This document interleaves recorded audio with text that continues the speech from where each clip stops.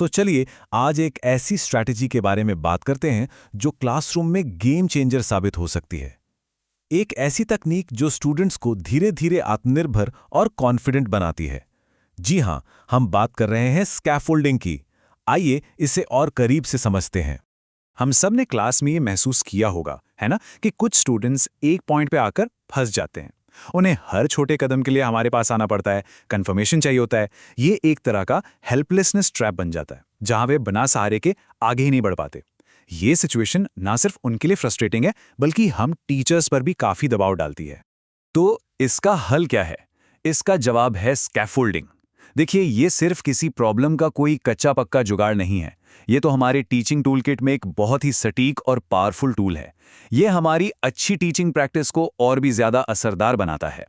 अच्छा, इस स्ट्रैटेजी को ठीक से समझने के लिए पहले इसके पीछे की साइंस को जानना जरूरी है। यह सब कुछ सीखने के लिए एक ऐसा माहौल बनाने के बारे में है जो न तो बहुत मुश्किल हो और न ही बहुत आसान, बल्कि एकदम परफेक्ट हो। इसी को कहते हैं गोल्डीलॉक्स जोन। मशहूर शिक्षा शास्त्री वाइगोट्स्की ने हमें जोन ऑफ प्रॉक्सिमल डेवलपमेंट यानी ZPD का कॉन्सेप्ट दिया था। ये सीखने की वो जादुई जगह है जहां कोई भी काम इतना मुश्किल नहीं लगता कि स्टूडेंट हार मान ले, और ना ही इतना आसान कि वो बोर हो जाए।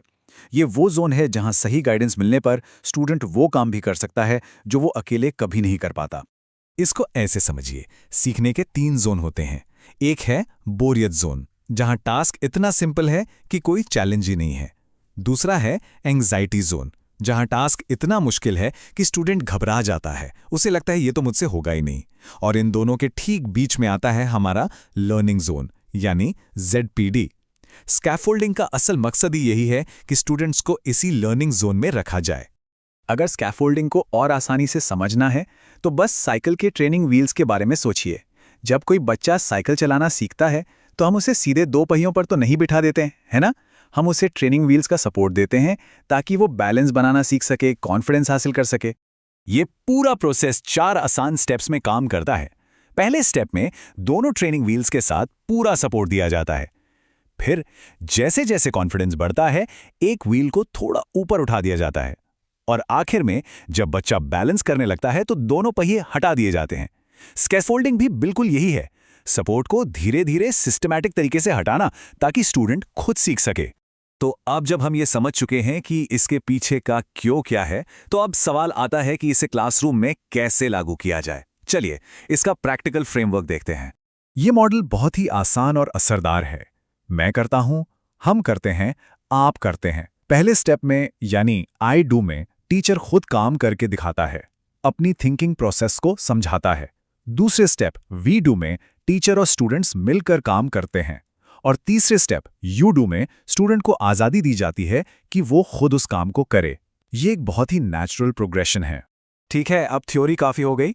चलिए इस फ्रेमवर्क को एक एक्शन प्लान में बदलते हैं और देखते हैं कि ये असल क्लासरूम में कैसा दिखता है। मान लीजिए हमारा गोल है कि स्टूडेंट्स को एक अच्छा सबूतों पर आधारित निबंध लिखना सिखाया जाए। अभी एक बड़ा और मुश्किल काम है और अक्सर स्टूडेंट्स इसे देखकर घबरा जाते हैं। यहीं पर स्कैफोल्डिंग हमारी मदद कर सकता है। तो मैं करता हूं वाले पहले फेज में हम मैक्सिमम सपोर्ट देंगे। जैसे हम स्टूडेंट्स को एक पूरा बना बनाया निबंध का टेम्पलेट दे सकते हैं, जिसमें इंट्रोडक्शन, मेन पैराग्राफ और निष्कर्ष की पूरी बनावट साफ साफ बताई गई हो। टीचर खुद उस टेम्पलेट में एक उदाहरण भरकर भी दिखा सकता है। अब हम करते हैं फेज में। हम सपोर्ट को थोड़ा कम करेंगे। अब पूरे टेम्पलेट की जगह टीचर शायद सिर्फ एक आउटलाइन दे, और फिर स्टूडेंट्स उस आउटलाइन को भरने की कोशिश करेंगे टीचर के गाइडेंस के साथ। यहां पर फोकस होता है मिलकर काम करने पर, कोलैबोरेशन पर। और आखिर में आता है आप करते हैं फेज। इसमें सारा सपोर्ट हटा लिया जाता है। स्टूडेंट्स को सिर्फ निबंध का टॉपिक या एक प्रॉम्प्ट दिया जाता है, और फिर उनसे उम्मीद की जाती है कि उन्होंने जो भी स्किल्स सीखी हैं उनका इस्तेमाल करके वो खुद से इंडिपेंडेंटली पूरा निबंध लिखें। तो इस पूरे प्रोसेस का, इस पूरी मेहनत का आखिर में नतीजा क्या निकलता है? और यकीन मानिए, ये सिर्फ स्टूडेंट्स के लिए नहीं बल्कि हम टीचर्स के लिए भी बहुत फायदेमंद है। इसका नतीजा देखिए कितना शानदार है। स्टूडेंट की इंडिपेंडेंस बढ़ती है, वो आत्मनिर्भर होता है। जो भी वो सीखता है वो उसे लंबे समय तक याद रहता है।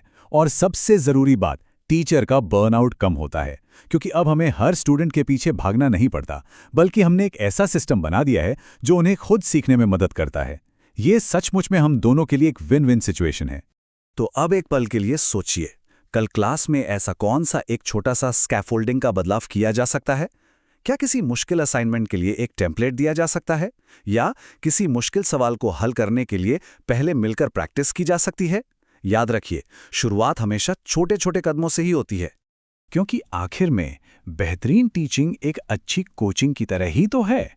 सही समय पर सही सपोर्ट देना और फिर सही समय पर उसे हटा लेना, ताकि खिलाड़ी खुद मैदान में उतरकर खेल सके। तो एक कोच की तरह सिखाते रहिए।